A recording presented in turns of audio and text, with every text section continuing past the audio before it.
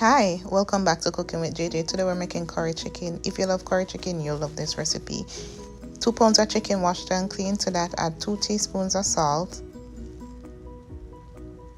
Add some thyme, fresh scallion, Scotch bonnet pepper, garlic, ginger, onion,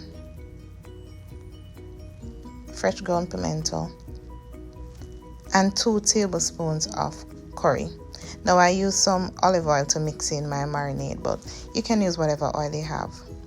Mix and just allow to sit for about 2 to 3 hours, and then you're just ready for cooking. Now this is what your chicken should look like after you season it. For this recipe I'm using butter. You can use oil if that's what you want, but the butter added an extra flavor. Once you burn the curry, add your chicken.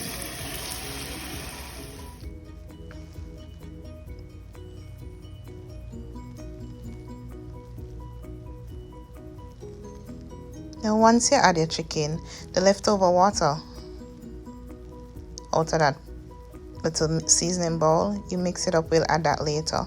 Now just make sure every piece of chicken is covering the surface of the pot, and just shaking it to make sure it don't stick. And before we add any water, we're just going to cover it and allow it to cook in its own juices.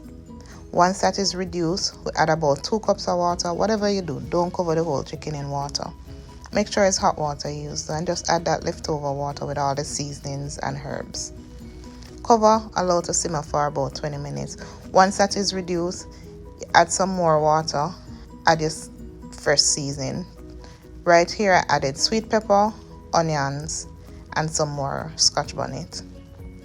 And cover and just allow it to cook for about another 20 minutes. At this point you can add Irish potatoes or carrot if you'd like, but you don't have to. I didn't add any. And I had mine with some white rice, plantains, and pear. Enjoy!